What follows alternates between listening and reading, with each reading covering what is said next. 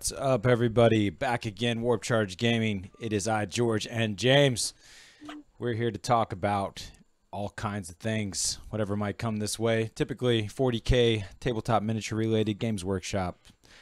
We talk a lot about 3D printing lately as well. We'll try to mix in the both in a effective manner of being entertaining on our typical Thursday night show here. It is, episode 34? Maybe. I might have even messed up a number or two. I think we might have skipped one somewhere. But it's practically episode 34. Yeah, we're somewhere in there. Yeah, so welcome. So, another week has gone by. Yes. And it's been a whirlwind. My head's a mush of things that have happened. I know I went to a tournament. Yeah? And, Yeah, that happened. I did not continue the victory reign at this store for their doubles events, but still walked home with prize support, so it's always a good time. From Painted, yeah? Yeah, best painted. It was a teams game, huh? Yeah, the duos. I was with Mr. Robles. Cool. What did you bring? More chaos, or? Yeah, we brought chaos. Nice. He brought a corn detachment, and I brought Chaos Space Marines Iron Warriors with a undivided Demons detachment. All battalions, of course. Nice. Yeah. Yeah, I know that you were telling me a little bit about. If you want. Yeah. There was let's jump right in because I have some things that we could fly by as typical to talk about that's going on. What's up? It's Gordito Spree. What up, Gordito? Yo, man. Good to see you. Got your email. Wrote you back. I'd love to be able to catch up. Gordito's talking about coming down this way to the Richmond, Virginia area. We might get some games on, so that's really exciting. You're like one day shy, though, man, from our Kill Team tournament going on the 22nd. I should totally be ready with the thumbnail right now, James. What kind of producer am I? Dude, dropping balls over here. Come on, my balls are dropped. Yeah, it's gonna be cool. We actually just filmed on Twitch a minute ago our practice game because it's gonna be kind of a first in the sense that we are playing Commander, a Commander competitive play, which I haven't seen advertised anywhere yet. Oh, Ice Wolf's here. Hadn't seen Ice Wolf in forever. We got that Netherland time lapse. What's up, brother? But yeah, we're going to be doing a Kill Team Commander tournament, so that's exciting. We're going to be doing it with the Nova Open missions. So those missions weren't designed around Commander, or at least it wasn't out when the missions came out. But through the practice game, it went great. I'll tell you, man, Tau. I've started to really see some disgustingness with Tau in Kill Team, and Tau Commander was insane. The ethereal did work because she's so cheap, and being able to bust it up to a level 4 strategist was just insane. We did the tally at the end of our game versus Death Guard. Not a spoiler alert, but I had 18 command points over the course of the game to his 6 because he only took a regular. He didn't take any sort of buffs to his command points. So it was crazy. I just was being able to just walk all over. Wow. Cool. Yeah. Gordito's talking about that. It's been a long time. Been very busy with work. Crazy times here. Most of the winter. Get it. Yeah. We got some snow over our way. I don't know what it's like in comparison to your weather. Oh, Chris Hughes, what's up, man? Good to see you. Nice. Getting everybody jumping in, saying hello. I was just talking about Bat Reps versus Death Guard, Chris. So just filmed one on Twitch. It's the long view that you could watch on the back end there, but I'm going to edit it up. I was actually so foggy-headed from some late nights over the past few nights that I was stumbling through my rules, so I want to clean it up and give a more professional presentation. Should make it look like I know what I'm doing a little bit more. But yeah, Tau strategist. Specialism, I'm stuck on that one. It's the one that generates all the command points. It makes your tactics cheaper. You can make it so your opponent has to spend extra command points to use their tactics. It's basically like a Vect from the Dark Eldar in Kill Team, because you can straight deny someone from being able to do what kind of tactic they want to do. And like for the Death Guard, their main tactic is the Cloud of Flies. That's like their delivery system to their good models to get up the board safely. But it costs 2 command points, and with the strategist specialism, you're able to get 3 command points at the start of your turn, and you can spend a tactic to make it so their things cost 1 extra.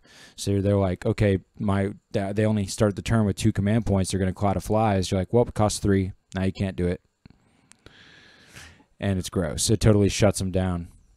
That sounds gross. Yeah. I hate agents effect in 40k, so I can only imagine how annoying that can be when pretty much anyone can take that.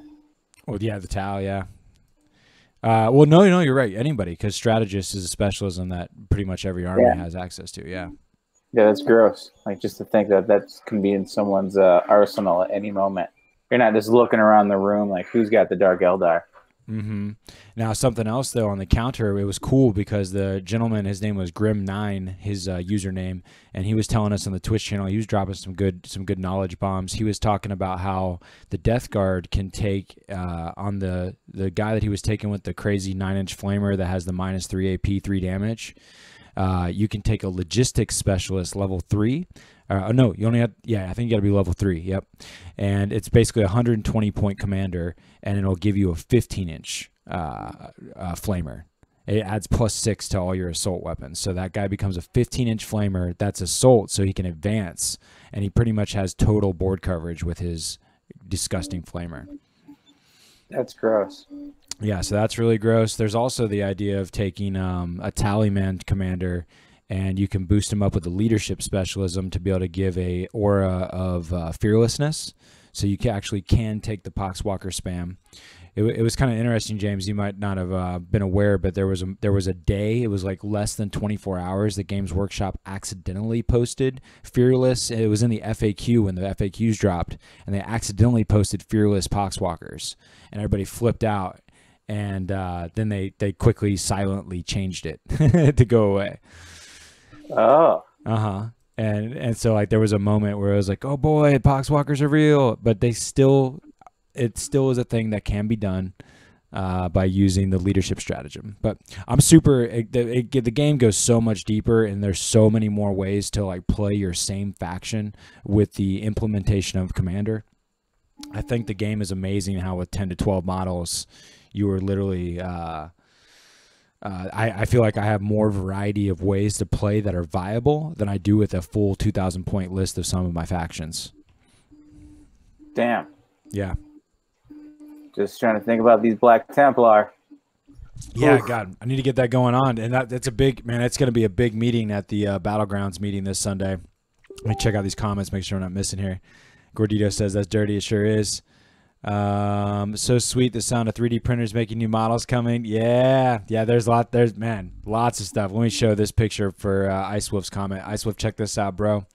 There's my table. This is only a couple weeks of production, if even that. It's been kind of scattered in and out when I could be in the studio, but you can see a lot of Worlds Overrun terrain there, who we've recently partnered with as a licensor and are now producing Worlds Overrun terrain for sale through our company Tabletop Alchemy.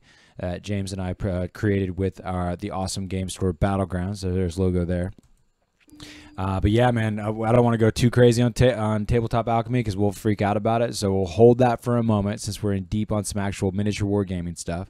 I was about to say, Ice Wolf has just like opened up floodgates. Yeah, come on, Ice Wolf. We'll start wrecking on the 3D printer stuff. We'll talk about that momentarily. But this weekend, I'm going to need to talk to Battlegrounds about the Black Templars, and I'm excited about the kind of the list that I came up with for James and I to kind of duplicate a Space Wolves and Black Templar faction. But I also need to talk to them about, one, getting display space for the Tabletop Alchemy gear, and we're about to get our packaging headers in, and we're going to be actually, oh, here I go, in a 3D world. But particularly, need to talk to them about Adepticon. We're solidifying the details for Warp Charge Gaming to have a booth at Adepticon, and I am so excited about that. Yes, James and I have been dreaming. That 2019 goal was to have a vendor booth at our major favorites, which is Adepticon and Nova. Nova had a limited space, and they only have a conversation for us about streaming there, which, you know, could have its value, but there's not as much of a we need collaboration. And by doing that, we need to collaborate with our partners to help move product to cover the cost of what it takes to get a booth and whatnot. The conversation's still open with Nova that, if it wasn't any out of cost expense and just the work and effort, then I could see us doing that. Hey, Kat, good to see you. Nice. I'm playing Raven Guard. Battle Brothers over here. Nice. Terrain looks sweet. I'm seeing all these comments. I love you guys chiming in there. Yeah, Gordito said he thinks I'm going to be playing more Kill Team. I doubt it. I don't get enough games in as it is. You can get more games in if you play Kill Team. But I need people to play with. I got nobody. No one wants to play that dumb game. Oh, my God. Gordito says, I'm going with 2 friends, so I'm going to get some WCG shirts to rep Adepticon. Hell yeah, dude. Woo! Well, that's what we totally did last time, Gordito, and what we'll do again is that we'll probably have a new design that we'll make just for Adepticon, and I think we're even talking about getting jerseys this year.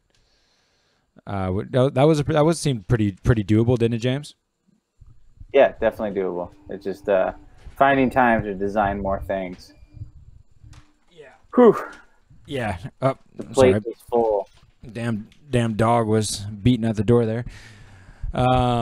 Yeah, I feel that. There's designing things like crazy. This is for Ice Wolf and the 3D printer lovers out there. Can't help myself. Check out these sweet designs that James came up with for some custom terrain that gives a little bit of a billboard action of our favorite brands. There's Battlegrounds, Tabletop Alchemy. Here's the Warp Charge Gaming design. James has the first test print going right now, and he's made it to the top of the barrels. Looking really forward to getting to see that come to fruition. Yeah. It's good stuff. That's the one that's printing is the Warp Charge Gaming one. I'm excited about it. I actually did more than what George is showing. I actually did a couple of the local game stores that I go to and play tournaments at, just because I would like a bunch of these around like my table, especially like on top of buildings and stuff. Just repping all the local game stores. Man, we got the homies up in here, man. We got Chris, we got Kat. Tau Dark just tuned in. And Tau, I've been wanting to catch you, man, for the last few episodes. You were one of the folks, Tau Dark, of course, that we want to get some dice to, brother. You really gave us a boost of confidence and really elevated our psyche with your big, awesome donation to help us get the Black Templars for James and to play kill teams. And we want you to get some dice, bro. Email us at admin. I'm going to type it into the chat, warpchargegaming.com. There you go. Email us your address, and then pick some dice out. And here is all the colors and these cool 3D printed dice holders. I think I don't have all the colors in stock. The one with the gold pip, purple and teal is gone. Blue and white's gone. Translucent green's gone. Purple's gone. But you can get green, orange, pink, or the red and purple and gold, or black and gold and silver, or vortex orange. So hit me up with a set that you want, and I am sending you some. We got Carson tuning in too. Oh, gotcha. I had no idea that you were in the Aussie neck of the woods, Tau Dark. That's cool. Got to see you while you're over in the U.S. That's crazy. Well, cool. I'm glad we got to catch you, man. I really want to send you some dice and show some love. It's cool to see you, Carson. Man, Carson, I wish we had Carson in the chat to talk about all the Necron stuff. They were ranting and raving about the Necron points drop. Dude, huge point drops for Necrons. I've talked to multiple Necron players, and like most of them on the minimum are getting at least 200 points back. Some people are close to 400 points they're able to squeeze into their list. Extra. Yeah, it's crazy. That's insane. Yeah, we got to drop the link in the chat there to get Carson on here. The Carson and Matt were making Necron lists that had like 354 extra points. I know that Chris made a Tyranid list where he like 3 characters saved him like, a few hundred points just by a couple of characters alone. But it's interesting though, and Chris was just asking, are we excited about it? I know that James and I have been just been going ham on designs and printing and working on Warp Charge stuff, playing the big game kind of thing. Haven't been able to focus on what the rumor mill or the leaks are, because I for one personally like to get it all in my hands at once. But some of my main thoughts with Chapter Approved is, one, are all these point drops It's kind of funny. It's kind of like a game. Like it's like, how can we give everybody something that makes them happy, but then at the same time makes us more money? Because obviously, if you can fit more models in a list, that means you want to get more models. For some folks that already have, are huge 40k enthusiasts and already have a ton of models, they're just going to be able to cakewalk right into using more stuff, and they're super happy. But for others, it means that they're going to need to get even more stuff to fill in those detachments. And beyond that, by everybody getting those point drops where it feels like, oh, exciting, I can bring so much more stuff, but how does that balance out in the wash when everybody gets it as well? Well, George, that's great in theory, but from every leak I've seen, and this is probably why I'm not super excited, this is Chaos Space Marines got the most butt hurt out of everybody. Because I did not get any points drops. I got points increases. Like, I got a couple point drops, but it doesn't even cover the points increases. So, oh, really? I've been hurt by chapter approved. Well, see, the other thing, like, is there any? I haven't caught any wind of any major adjustments. Like the big FAQ had all the adjustments of like how fly worked and how the command points worked. Is there any change to the gameplay besides just point drops? From what I'm seeing, no. Besides the sisters, the Adeptus, sure, or whatever how they're pronounced. Those ladies got their beta codex, so that's legal as far as tournaments are concerned. So, hey, like that could be game changing. I haven't looked at it yet, so I don't know. Yeah, Gordito mentioned he's concerned about the rule changes they'll add. That's what I'm discussing right now too, Gordito. Like, you hear any kind of rumor mills about any types of changes? Like, hell, I mean, let's think of some of the FAQ changes. We had the fact that even like the infiltrators had to be more than 9 inches away, no matter even after their move. Like that was crazy. There were several things that went down, and then like they made the adjustment to the reserves not just being power levels, but points. Man, the rumor of Neg 1 modifier going away for Legion traits, I heard was just that, a rumor. That's not in chapter approved. I have yet to see the book in my hand, so I'm not 100% sure. Yeah, but that's what I hear is that Alpha Legion still Neg 1. Alatok still Neg 1. Oh, still Neg 1. Well, there you go. That is the big rumor though, right? Is that -1 becomes +1 save when you're over 12 inches, or anything that has the ability that gives you -1 to hit when targets are over 12 inches, will just become cover save. That's what they're talking is going to happen, right? Yeah, that was the word, but that's not the case. And then Zangors, they went up a point, so that's their nerf. Cultists obviously went up a point. That's their nerf. Mm-hmm. So, I mean, those are going to be game-changing because people did have that in their army, but it wasn't like it was all over the place. I don't remember the last time like Chaos Space Marines actually won a grand tournament. Yeah, I feel you. Yeah, it seemed like when Thousand Suns first hit, maybe kind of like the novelty of it all, they were kind of wrecking the scene for a second, but that got dropped back quick. Yeah, I heard Nurgle Demon Prince, or not Nurgle, but Death Guard Demon Princes got cheaper, so that's super interesting. Okay. Yeah, I'm actually the most excited about Demonettes being cheaper. Them going to 6 points instead of 7 points. Yeah. Like when you think about Cultists going up an extra point to 5 points a model, and you're telling me I can get a model with an invul and extra special rules, it's appealing to me. Especially if you can just summon them, save the points, summon them later in the game so that you can actually have like a turn 4, turn 5 screen. Totally. Not to mention it's Slaneshi. Not that we care about fluff around here, but that is their number. Oh, yeah. Gordio's talking about the points increase in Cultists. Well, what's interesting about the points increase in Cultists is last chapter approved, they went from 5 points to 4 points. And now they're going to 4 points back to 5 points. They like immediately regretted it. They're like, no. The Demon Princes are all the same. It turned out some of the codexes don't count the weapons, so they're all the same still. Okay. Gotcha. Makes sense. Definitely makes sense. Yeah, so I've been kind of laying low on. I haven't looked at any of the points drops of anything that I particularly have yet. Yeah, me neither. Same with the, like, as Chris is talking about having base and weapon costs. Like looking at leaks and trying to compare them to like your multiple codexes. Like if you're like me that play out of 2 different books, like that's just a lot of like back and forth referencing. Like I need that in my hand. I need to wait for like Battle Scribe to update. And then not accounting that, but this other campaign book that's coming out with the formations, like that's going to change the game on things too. It's like more depth you have to think about, like yeah. what the meta will bring. Yeah, that's talking about being excited right there. I formations are fun. Because often, I mean, like as long as there's a formation for your stuff, like I know, like for me, like with the Age of Sigmar, the Murder Host, being able to take all of my Blood Crushers and Flesh Hounds. I've had it in 7th edition. It was always fun, always awesome.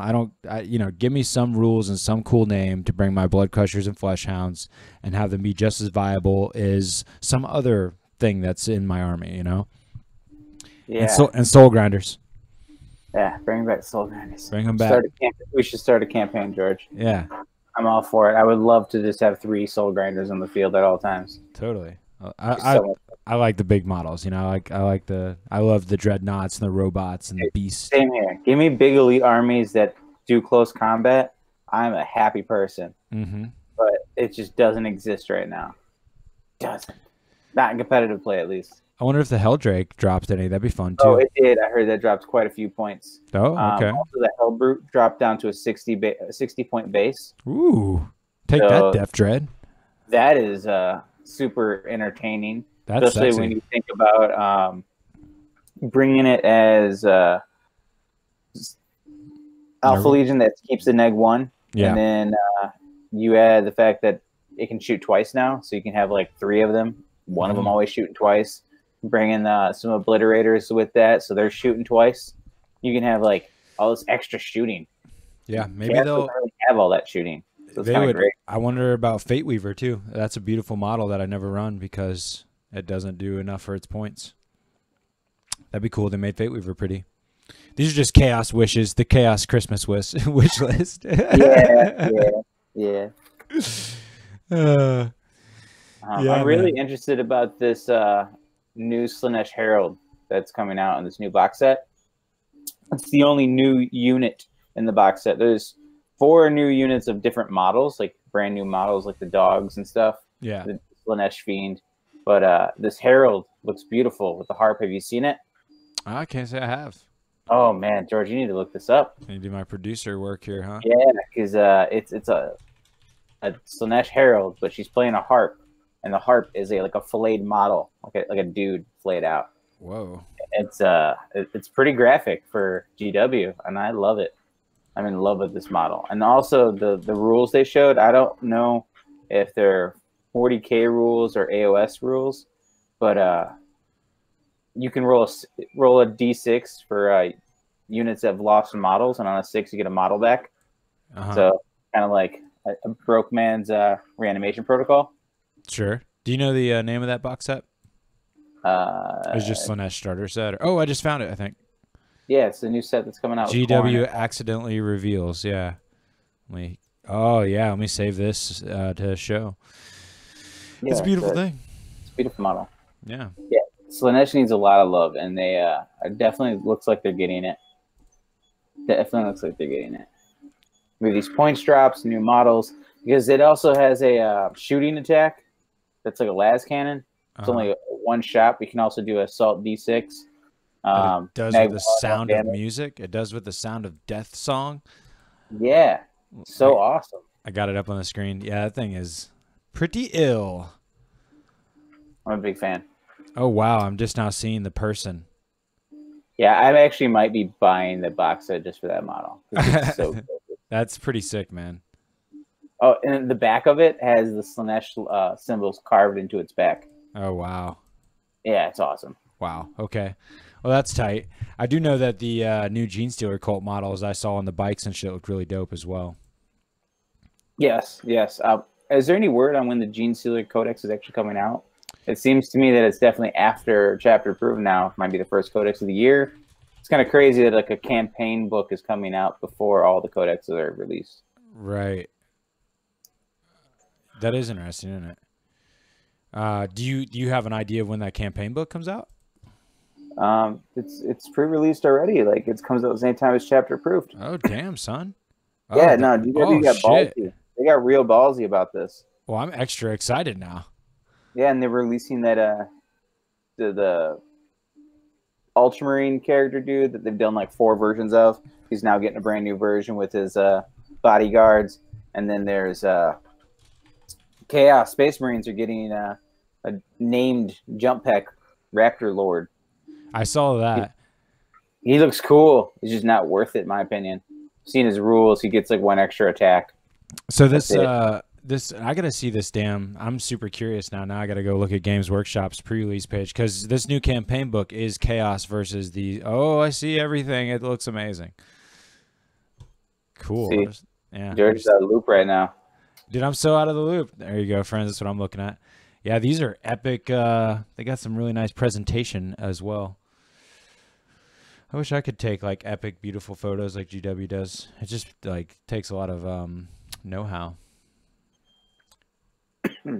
Good, amazing graphic art is like probably highly underestimated as far as what goes into it compared to not that like it's extremely difficult if you know what you're doing, but the point of getting to that and like having the vision and this type of instinct to operate the controls to make things look really excellent. I think that's underestimated. I've came to appreciate it more and more over the last year with Warp Charge. And that's James's wheelhouse. He does a great job at it. Speaking of digital artwork, just got this sent in from James because I am working on the latest Best Coast pairings video, getting ready for the Las Vegas Open. I've been talking with Paul, the Best Coast pairing creator, and getting the skinny on what we need to show the community how to upload their list inside of Best Coast pairing for the Las Vegas Open. I was learning about the simplified ITC format. So it's kind of interesting. Simplified format is actually the type of format that many army builders like Battlescribe spit out. And Best Coast Pairing has discovered a way to use the type of coding that's inside of there, inside that format, certain punctuation marks and things like that for software to list analyze. Like if you were to go to your Battlescribe and go to like email text and copy that into Best Coast Pairing like most people do, they're making it so that their app can scan all of those lists and be able to collect all of the data of the meta of that event. So the dream is that, say at LVO, where they're going to sanction that everyone's list must be uploaded, that they're going to be able to have exact information to how many players they had of what factions and what type of units were within that faction. What was the average amount of command points a particular faction took? What's the average win-loss of? And, you know, obviously faction was already pretty well coordinated with the data of Best Coast Pairing, because even if people didn't put their list in, then they still had to put their faction. But now it can, you know, we were talking in a past episode, James, about how like in team tournaments and stuff like that, there's ways that you can skew what your actual, because in the ITC format, you play each tournament season for best faction, you know, like best chaos or whatever. And if people, like if somebody was trying to do best Eldari, but they actually brought a majority of their list as Drukari, and they just had some Eldar in there, and so they would call it Eldari, you know. At the beginning of the season, I would have been #1 for Chaos Space Marines. But there was like 2 people above me. One had a team event where his team was like 2 different factions. Yeah. And because he did well, he was up there. And then another one had a demons list because his list was uploaded, but was under Chaos Space Marines. So it put him ahead of me. Right, exactly. It actually discouraged me from like being a tryhard. Oh, so Tau Dark was asking when we're gonna get our YouTube review copy. So yo, you talking about the hookup from GW on the early scoops of the codexes, like many other prominent channels have. Yeah, we pursued that, and we got shut down quick by the old GW, very politely and professionally. But basically, they have a policy that until you're at 10,000 subs, then no go. It seems like once you're at 10,000 subs, no matter what kind of personality or channel you actually run, you got 10,000 subs, here's your free copy or your review copy, whatever. But we are not there yet. I believe the number is 8,297 to go.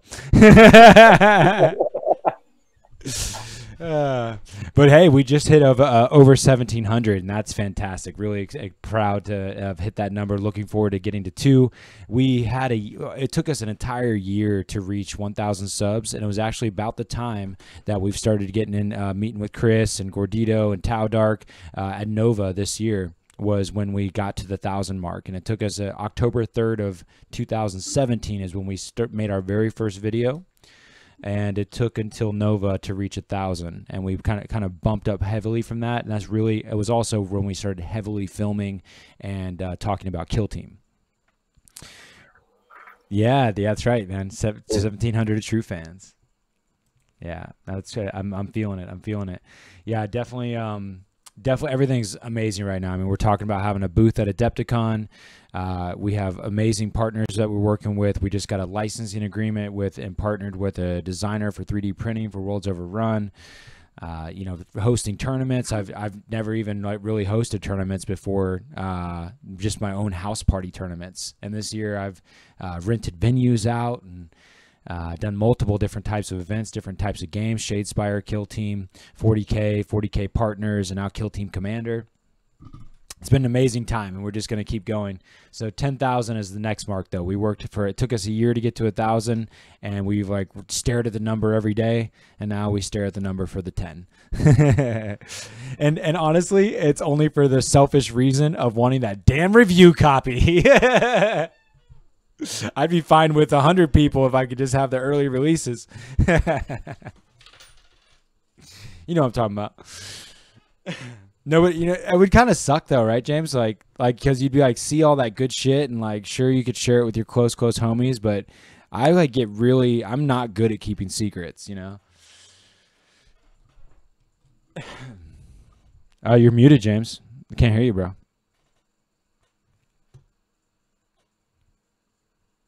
No, I still can't hear you. Freak on a leash. Dang. That's why I kept talking, because I wouldn't hear him, so I was filling up the space. I know he can hear me, but silent as a mofo. I'm going to go back to the comments. Let's see what we got here. Nice. Warp Talons. That's true, Creature Catcher does have a bunch of amazing models. They've continued to be coming out with more, and Slanesh for sure. Yeah, I've seen you. I've seen you post on Facebook when every time a new one comes out, you're like, "I'm getting it." Speed Freaks is on that planet too. Come back? Oh yeah, you're back. Sweet. I like that sentiment, Tau. Tau Dark says he expects to be watching Codex reviews by 2020. That's the move, man. Another year, 10,000. That's the vision. Well, let's see if we can stop talking about 3D printing for a little bit. I know. I was just about to want to talk about it too. I know. It's literally obsessive. It really is. I could talk about like the tournament I went to that I got best painted at. Yeah. Because I had a really good time, but I did get rules bullied. Yes, that's what I wanted to I wanted to refer to that moment. Yeah, getting rules bullied sucked. So like it's a doubles event at a local game store, not a GW, and they hold a doubles event for Age of Sigmar and 40k once a month, and it's supposed to be a relaxed environment, so it's not ITC, and it's kind of nice. Like there's actually like a dad that brings his kids. Like he partners with one of his kids, his buddies partners with the other kid. Like it's friendly, and the way he does prize support is best painted, and whoever wins the tournament gets same amount, and then best sportsman and most enjoyable to play with get the most. So it's all about just having fun. And the last 3 times I won, and had some close games, had some like crushing games. And this time me and Mark brought just chaos. A battalion of Chaos Space Marines, Iron Warriors, a bunch of cultists basically, and then brought undivided battalion of demons, just kind of get the good stuff. A couple characters to get some rules. Demon Prince of the badass axe, I love him. And he brought a pure battalion of Khorne. and he also brought that Demon Prince of the Badass Axe. That's the one thing great about doubles, so you can bring those double relics. So we had like the Smash Brothers expecting knights, and unfortunately, there was no knights there, so we didn't get to smash any knights. But the first game we went against Guard with Eldar, and he had some Wave Serpents, and he had a Tank Commander and like a Punisher and some Guard dudes. But the mission was all out of chapter approved, and they randomly rolled like old school missions. You know what I'm talking about? Oh, okay, yeah. So like chapter approved missions, roll a d6. First game is this, and it's a funny one where you actually divide your army into thirds, and then you roll a d3, and whatever it lands on, that's what starts on the board. Everything else is reserves, and then you have to roll a 3 or better, and a unit comes on from reserves, like on your next turns. So it's a super interesting game where we got lucky, and the exact third we wanted on the board started on the board. Bloodletters all started in Deep Strike. A unit of cultists and a couple characters started off the board, which we were totally cool with. And we chose to, or we seized the initiative. We got to go first, and we just kind of moved forward, and they couldn't really do much. They couldn't kill all the cultists we had, so they just did a couple shots. But then we got to go turn 2 first. So all of our stuff, all of our bloodletters that we paid the command points to Deep Strike was able to surround everything, move in, and cleared everything except for 2 dudes inside the Wave Serpent had enough room to get out. And that's the only thing that stopped them from being tabled. And then they were able to like fight off in the corner, but it was pretty much one-sided from there on. It was just an impressive like sticking in the game where they were almost tabled with only 2 guys left, and they were able to last 4 turns before conceding. Yeah. And then game 2, it was just there was like no highlight of that game. It was just tactical, like ease. Yeah. Like there was really not a whole lot special about the game. Like we kind of knew we were going to win, like just by the matchup, and just overall skill. But we made it fun, like helped them with things as the game was going on, just made it a fun affair. Then the third game was a rematch from the last month, and same top table matchup, except for they had a different army. We had a different army, and they brought Harlequins, mirrored armies, and it was a bunch of those those Star Weavers, the like not bikes but like almost like bikes, right? And they had units inside. They were all close combat dudes with the fusion blasters and with the jump belts, so like super movement all over the place, pretty castled up in the beginning. And what ended up happening is we chose to go first just to get some like board position, have them come in. We knew we were going to give up first blood because I had some Nurglings off in the corner to bait them to come out. And then they did exactly what we wanted to. And then I moved up where they had 3 pillars, like water towers with ladders on them. Right. And he parked on top of them with my Demon Princes on the bottom of it. So like I couldn't go up there in the movement phase, but I thought I could charge up there. There was ladders to go up there. And I know with the FAQ change, if it has the fly keyword, when you're charging, it still has to move normal. Like you still have to go distances. And plenty of room for me to fit up there. And they're like, you can't charge up there. And they were just super adamant about how my Demon Princes couldn't go up there because they didn't have the infantry keyword. And they were just saying how, like, you have to have the infantry keyword to go up there, to go through walls. I'm like, I understand, but that's ruins. Right. And this is just going up on there. And they're like, you can't unless it was infantry. And I was just that really is that that's something that comes up. Like if there's anything that can ever get you situated with a bad situation, it's the conversation about intention and then the like how the terrain operates. And I think it's like I overlook it all the time and find myself in a situation like that where it's like, oh dude, I've been in my mind the whole game expecting this terrain to be like this, and now all of a sudden it's like this, and it can make or break a game in a bad moment, right? Yeah. And the whole thing is if you ever play me, I say my intention out loud. I literally tell you what I'm planning on doing, where my next move is going to be. unless I'm like going against one of the top players possible. But then it's like the most fun, like enjoyable dance because you know what each other is going to already do because you're at that level. So this guy who actually works at a GW store in a different town knows the rules pretty well, at least I would think. And our last game was pretty enjoyable. But when it came to this point where like I said I was going to charge here, this is what I'm going to do, and it came to that point, they're like, oh, you can't do that. I was a nice guy. I was like, fine, whatever. And they happened to like clear through, and they cleared out all 3 demon princes their next turn. So we were down, what is that, 180 points times 3, almost 600 points after their turn too.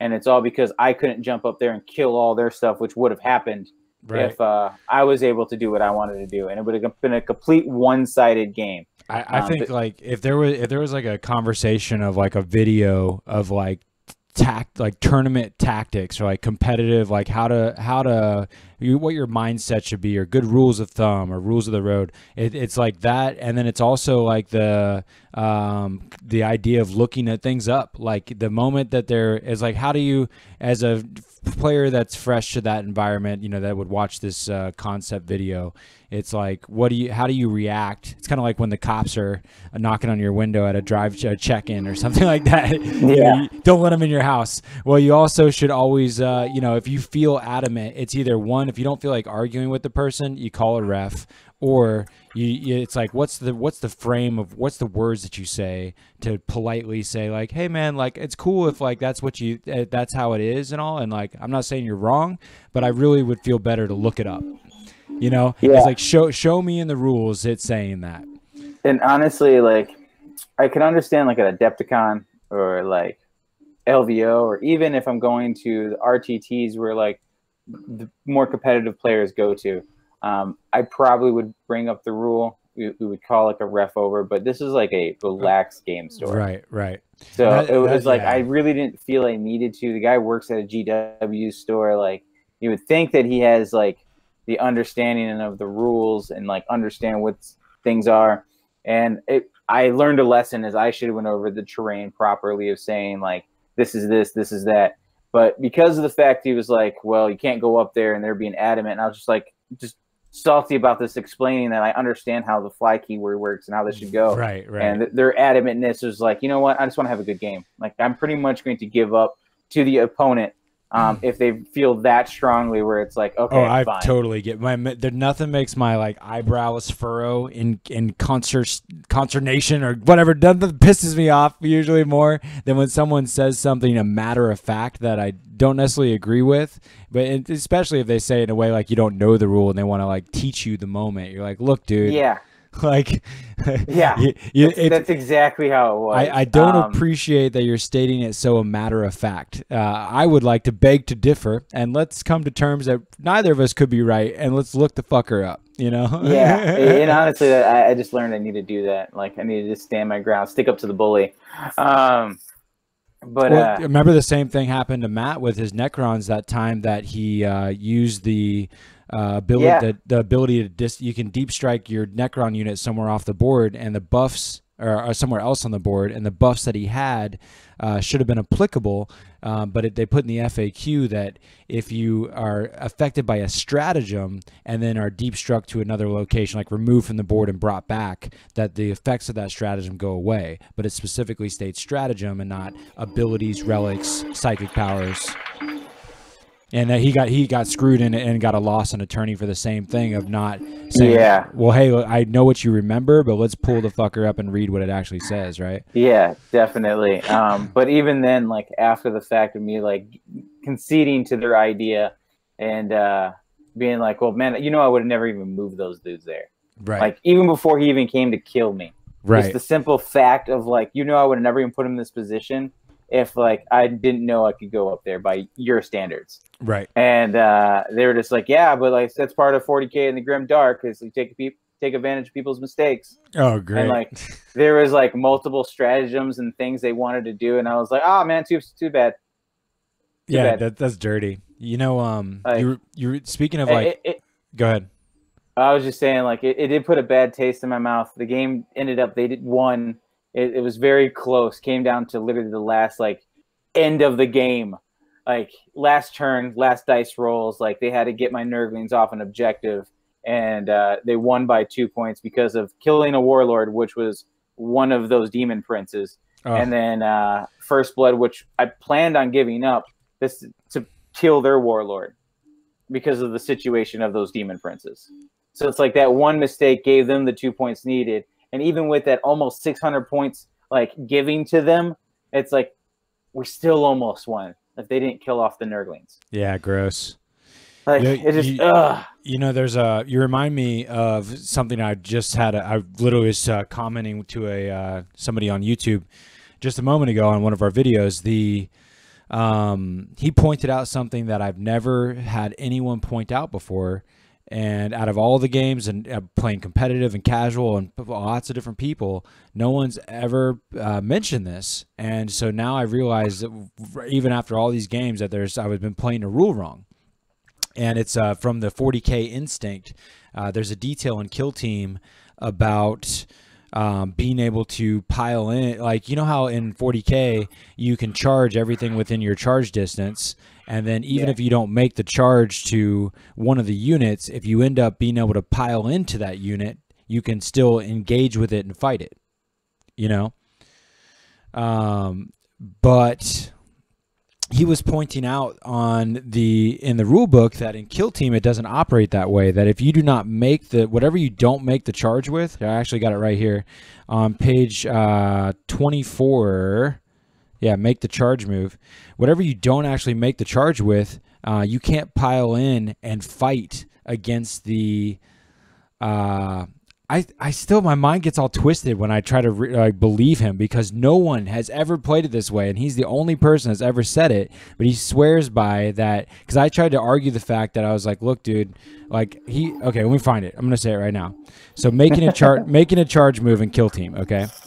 To make a successful charge roll, the model must finish its move within 1 inch of at least one of the target models. Cool.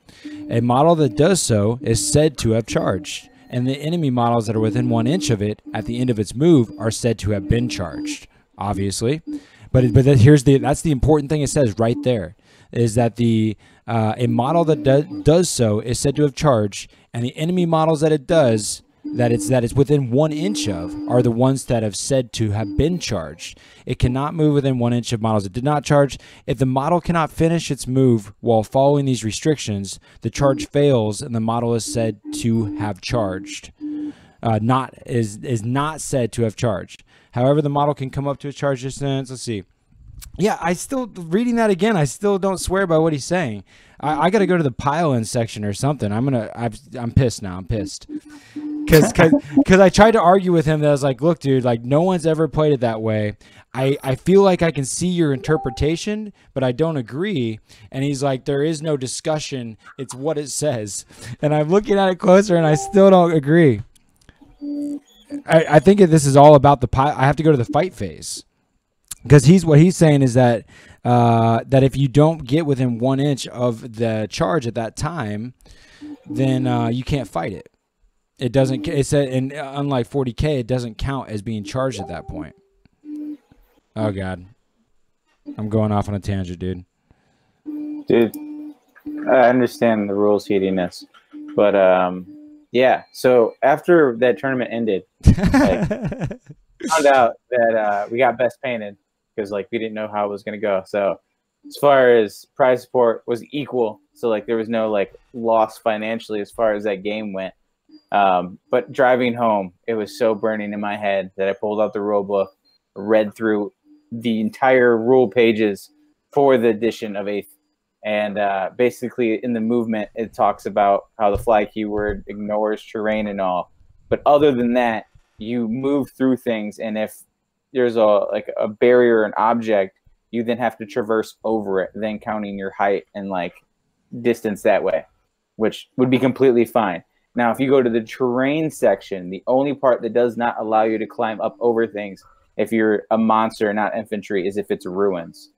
And so he would have been right if we were talking about a building and me trying to climb the building with my demon prince. But we were talking about like a water tower, perfectly intact thing with a ladder. Yeah. No, I disagree. And I also disagree with this motherfucker. And I appreciate comments and I love people watching our videos, but damn it, James, he's wrong. I'm just saying. I found Dude, yeah, I'm just saying, if dude. you get these situations where you see one way and this guy sees really strongly, and you're both looking at the same rule, that's when you write an email to GW. And He straight up convinced me that he was right because of how he's a better adamant. salesperson than you. I don't know what to tell you. You say what? He's a better salesperson than you. He sold me, but now I'm still, I doubted and I'm pissed and he's wrong because he was taking that wording. Rolling for it, Gordito, and I even suggested that, and this dude was so adamant about no that I was like, fine, whatever. I said the same thing too, Gordito. I said guys should have rolled off because that's bullshit. Yeah, no, we tried to. He wasn't even for the roll off. That's how much of a. No, I'm not gonna call him names. That's poor sports. But there was a situation in my first game that we did have a roll off, and maybe you would know this. Maybe you wouldn't because you're not an elf player. That's elves. He had these sniper dudes that had this like veil or something that when they're in cover, they get +1 to their save.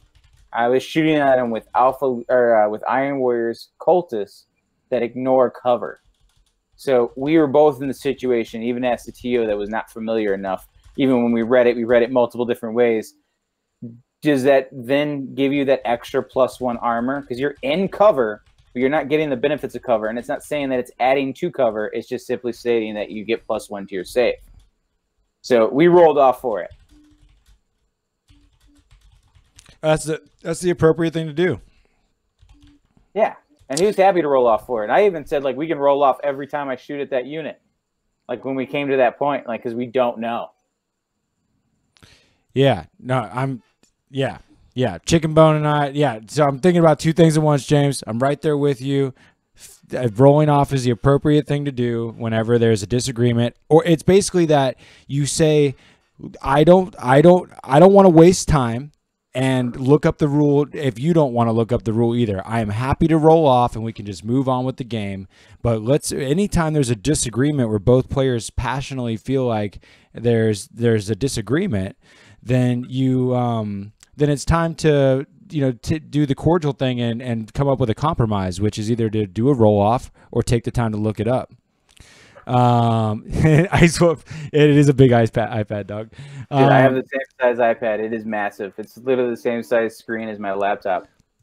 Gordito, I think that we're on the same page. Hopefully, I don't think that you're technically a rule in the main rule book that you're not on the same.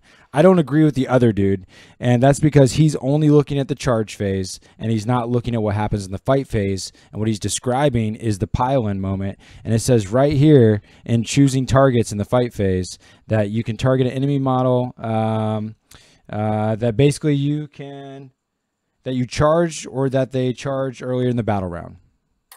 No, you totally can fight shit that you charge, and you can do it by piling in. It's such a, and the fact, what I was trying to argue on the comment that I did to this YouTuber was just that if it's such a misplayed rule by almost with hundreds of people or whatever, that at that point, even if it is written in its riddly type way inside the rule book, it still needs to be clarified with an FAQ just so that it's not incorrectly played by so many people, because that's going to catch folks like you. Anytime a rule is open to interpretation and then you're at the tournament and you're pulling out that interpretive rule situation on somebody as a surprise, and then you call a ref over and they have to interpret it for themselves at that moment, then it's always a crapshoot to which way they're going to go with it. Unless that they read the same Reddit thread where enough people agreed with you at the same time, you know? What's interesting is a prime example of that is the fly keyword in 8th edition for 40k. Remember how like we had someone bring up the fact that the fly keyword only works in the movement phase and the way it's like worded, and everyone still played it as in the charge phase. And then like the GW's rules writer was at a tournament like, oh my God, this is not how this was intended. Because that's how everyone played it, that now it's all different in the big FAQ. Right. Which caused my problem at this tournament. Yeah, no, it's all a tricky situation. Oh, GW, get it right the first time, please. We would all appreciate that.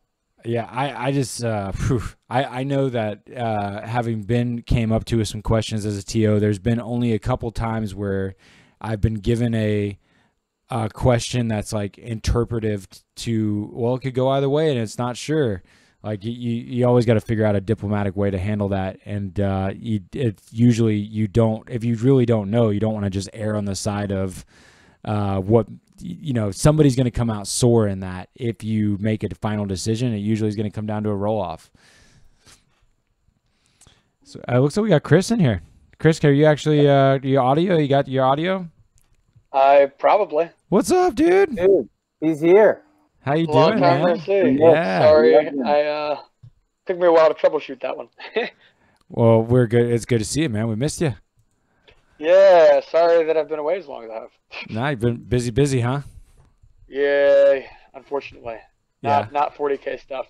Like Ugh. life stuff. And like 40k stuff is better, especially like right now. Yeah, so we were talking a little bit about how you made a Tyranid list that with just a few characters you had saved like several hundred points, at least a few hundred anyways. Absolutely. I mean, the Broodlord went down 47 points, so I have one list where I run 3 Broodlords and the Swarmlord. Swarmlord went down 50, so just running those 4 models, I saved literally like 191 points. That's awesome. Dude, the can of worms is open. Start the NID talk. Go. Yeah. I mean, I'm really optimistic, man. The Warrior. I mean, we've seen all the leaks. I don't know how much to death you guys have beat. The chapter approved talk, but nothing at all, man. It's all fresh for you. Yeah.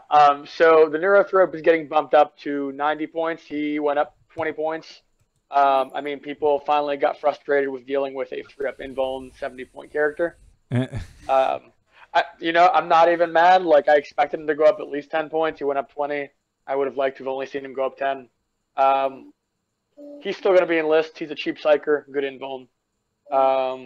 Besides that, the Tyranid Prime, the Warrior H2 that's always been so horrible, like the worst thing in the world, has gone down from 125 points to 70 points. He is now the Tyranid HQ, which is what he always should have been, in my opinion. Nice. Yeah, there's a lot of good points changes. One thing that I'm excited for that I haven't seen any information on is I'm seeing a lot of people say that there's Forge World changes in chapter approved. I haven't seen any of that, and the prospect of that is maddening. Yeah, I mean, Hero Jewels, Malanthropes, all that kind of good Tyranid goodness. Well, if they get points reductions, they could see play. I have heard that the tuna is addressed in chapter approved, and that is Forge World. So that means other Forge World stuff is addressed. You talking about my Supremacy armor, the KX139? Yeah, it went up in points quite a bit. Oh, what the hell? He's 2,000 points, dude. The platform and the weapons. That means you can't even fucking take him, and they basically nullified him out of 40k competitive. Yeah. Dang. Well, chapter approved sucks. No, I don't care. Yeah. I'm gonna sell my Tau. Dude, that's what I did with my Tau, I'm not gonna lie. He did keep, like the battle suit or whatever that keyword is. What? Oh, wow. That's stupid. They made him better, but then they made him extremely expensive. So expensive you can't even fit him in a 2,000 point list. Well, he's just a badass in APOC. Yep. I guess. More APOC. I mean, he's too dumb in APOC. Remember our game, Chris? We played 14,000 points, and he was he just sat there and murked everything. The battle suit rule, that makes him too good. Like, honestly, he needs to, like, it has to be. See, that's when you deep strike in 2 pylons and vaporize them. And you just say, vaporize. But the drones just take all the wounds, man. Oh, wait, did you say, James, that they took, because he is a battle suit, they took away battle suit? No, he still has it. Oh. Like, people were bitching saying they should take it away from him. Yeah. But they just cranked his points instead. Well, they sure as fuck should give the battle suit keyword to the their natural Lord of War. What is he? Storm Surge? Storm Surge, yeah. Like that if they're going to give it to that big tuna. You don't understand, man. If you don't have arms on the model, it's not a battle suit. That's the way it works. That's dumb. Dude, if they gave the Storm Surge Savior Protocols, if they gave it the battle suit keyword, man, I would be taking them all day. I'd immediately throw 1+ in my list for sure. Hey, Chris, where's your logic with Riptides? They have arms, but they're not battle suits. Yeah, they are. Wait, they're not? No, they totally are. Dude, drones can't save Riptide. Yes, that's the whole thing, James. Yeah, dude, they totally can. Yeah, see, I don't play Tau enough. Exactly. I mean, freaking, I sold off my Tau. Like, I was like, it just wasn't a fun army for me to play. Oh, Yeah. I Some hate people just like sitting it. there rolling dice. Give me Yeah. some combat all day. Yeah, they're on the chopping block if money comes too short. We need to sell a bunch of plastic cracks so that I can pay some bills without selling more models. Speaking of here's some beautiful Worlds Overrun Thornhive Megamaw that James printed out this week. Looking pretty sick. Thing's beastie and sizable. Dude, I've seen all those pictures, like the comparison with the Demon Prince. Yeah. Wow. It's a Just cool tree. shocking. Yeah, that thing's huge. Here's another good shot from that. Was that, James, was that thing printed at 100% or did you blow it up? That's 100%. Okay, cool. Because, yeah, I was like, you probably couldn't even. Once you start printing things at 150 that are modular, you have to start printing everything at that size. Yeah. Yeah. So, like, to print that at 150, I had to print, and like, I fused some files together because it could fit on my build plate, and he designed them for smaller build plates. But like, I would have to unfuse those and print one piece at a time. And like, that thing right there is 15 pieces with fused pieces together. So otherwise it'd be 30. And when you make things bigger in 3D printing, you don't just double like this, like it doesn't like go the same. Like the growth of how long it takes to print, it's actually more because how infill works and like filling like the solidness of the model. Because You got to build additional supports. Like, there's all of that stuff is exponential. It's not a linear relationship. Exactly. So bigger and bigger means longer and longer. So something that size I wouldn't do at 150%, but the single things definitely could do those at 150. Chicken Bone! Yeah, Chicken Bone is hooked up some five. He's like, fuck Tau. Just say no. Do you see? Oh, dude. Tau Dark's after your heart there too, Chris. Chris is always promoting that people join the hive mind. Absolutely. Play Tyranids, especially, dude, after chapter approved. Some of the lists I've been making with the points changes are just wonky. Like, I built it's not an all warrior list. It's a list that has like 15 warriors and 3 of the warrior HQs. It's kind of nasty because it also has old 1-eye and 10 Carnifexes. Yeah. Oof. It's just like, there's so many points. You're just like, wow, like, is this fun? Yeah. I'm getting just because of how cool movement trays are. Here's a 32 millimeter movement tray of a bunch of pink horrors on it, and I'm wanting to run a bunch of pink horrors just because these movement trays are so cool. Nothing to do with points Dirty drops dog. at all. Woo. Dude, I'm stoked for the Slanesh demons stuff. Yeah, no, plus you just got a pretty good horde worth of Slanesh demons put together. Yeah, I have a little bit. Yeah, I haven't got to operate with those yet. Yeah, dude. So I guess tentatively Tuesday we're gonna play some Kill Team Commander, huh, Chris? Absolutely, I'm excited. So this is an interesting thing to me now, and this is not to like already start griping, but the Broodlord got a points reduction in chapter approved, like a huge one, and he is still balls expensive in kill teams, and I'm just like, this is upsetting. Yeah, he's definitely. he's like between like 150 and like 200 points in kill teams, and now he's gonna be 115 points in 40k. Oh, Like, wow. Exactly. I'm just like, oh, what the? Nice. It's still, dude, I'm so excited to, especially like, and this is, we talked about the tuna and everything, but like, if they drop Hero Jewels points and give Tyranid something competitive pointed like a Knight, which Hero Jewels could fill the role if they're like just a hair cheaper than Knights, you might see Hero Jewels in play, which would be amazing. Oh, Gordito! Dang. Wow. Damn. I was putting up custom imagery. Gordito's manifesting the Space Wolf image of that James made for me. Hey, Gordito, that T-shirt. All of our T-shirts are Damn, guys. damn. Our T-shirts are print on demand, so you just order through the website, and they get printed and sent to you. Yeah, we actually don't have stock of the shirts, but I mean, you can have one of mine, bro. Fuck. It's a little dirty, but George will literally give you the shirt off his back. I will, man. I'll wash it for you and shit. But thank you, guys. Thank you. Save me an astronaut rolling dice, large win. Okay, so we gotta get that going on. But hey, we're gonna meet at Adepticon. I mean, maybe we could take care of you on a working out a jersey on the to bring to you there. But yeah, I look forward to getting to next week on Friday. Gordito should be in town there, Chris. So maybe we can all get together for some kill team. That'd be sweet. That would be cool. Do you get any opportunity to play in the Commander tournament on Saturday? I'm gonna see if I can make that happen. Ooh, that'd be cool too. I would like to. I can't say Namakseon. I can't say the recent commenter's name, but they're interested in Tau. Send me some photos of your face, George. I'll make it happen. Okay, cool, nice. His name Namakseon? Yeah, that's a hard name. I'm gonna go back to putting up the cheesy bastard icon for Chris there.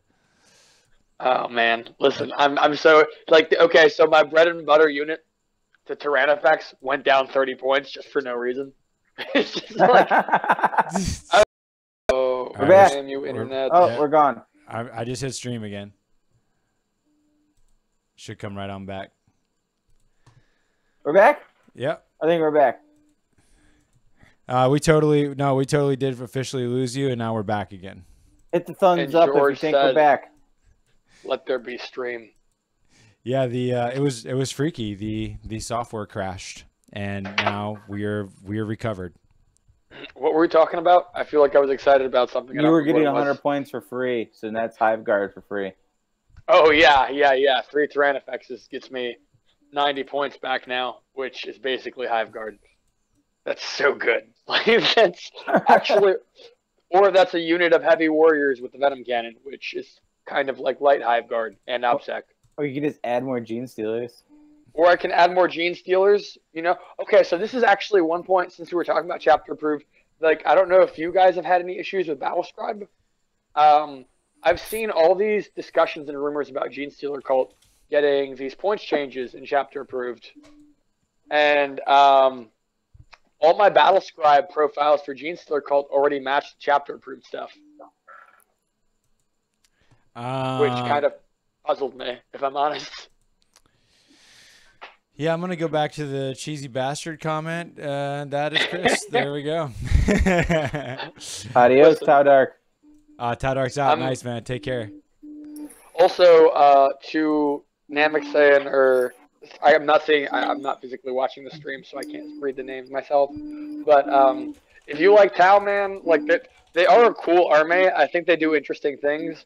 It's just I like taking big monsters and taking guns like that and running up the middle. Like, it's just not the kind of army I've enjoyed playing in the past.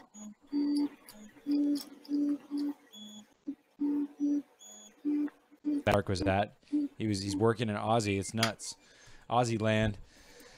Man, we're getting as much as I'm loving how much of our friends are here chatting with us. Later, Chris. Yeah, 3 a.m. Damn, man. Everybody's it's late. Late, yeah. It's getting. We gotta rock out this. I gotta make a video before bed as well. Get these printers continuing to print. I was gonna say, is that what that sound is? Those robot fucking sounds? That's on my end. That's James' robots. Yeah, my robots need to get back to work. Yeah.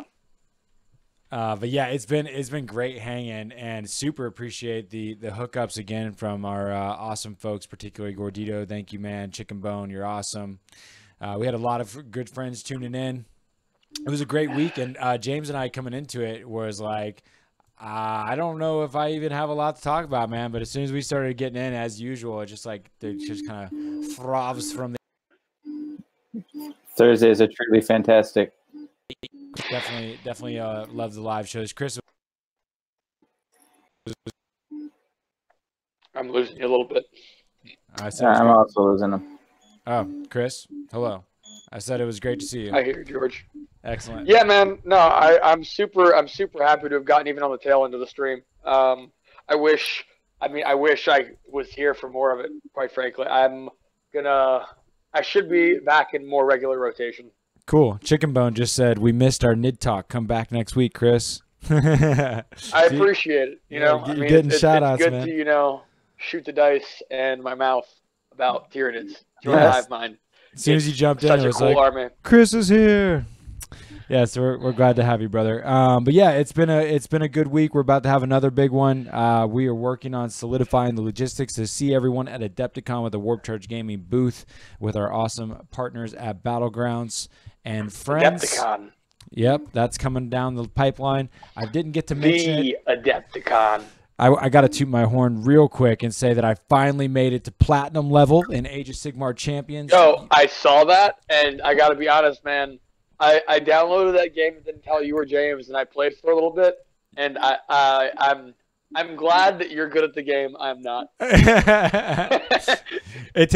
got to collect the right cards, of course. Dude, I'm better than George. I believe you played me ever since Onslaught, the newest edition, was released. There's new cards, and now instead of a Bloodthirster, I'm running Scarbrand in the game. And I've made a list. I've made a list that took me to platinum. Wait, hold on. First of all, Scarbrand is a Bloodthirster, so what you just said isn't really anything different. He doesn't have. He's a named one without wings. So fuck you guys, cheesy bastards. Dude, I totally got to platinum. I'm a fucking hero. Just saying. I tried really hard and I finally did it. And James is not better Gordito Spree. Oh, you son of a bitch. Dude, we will have a challenge right now. Were you here, like, since we've played, like, live on stream? Dude, I'm pulling it out, James. I mean, shit, and, I can at least close this. I beat him multiple games in a row live on stream. Gordito's all like, there's footage. Oh, dude, I'm pulling it up. I heard nothing about this, but George is getting real defensive. Yeah, you better get your damn phone out. We're closing this. No, we're having a throwdown right now, you son of a bitch. My 4-year-old son has my tablet right now. What are you doing, James? Don't rile me up. I'm ready to take you down. I need vengeance. Yeah. I'm just simply saying. Dude, get your George, admit it sounds like he just straight ran a train on you. Oh, dude, James, you need to admit right now that we played just the other night and you got your ass kicked, son.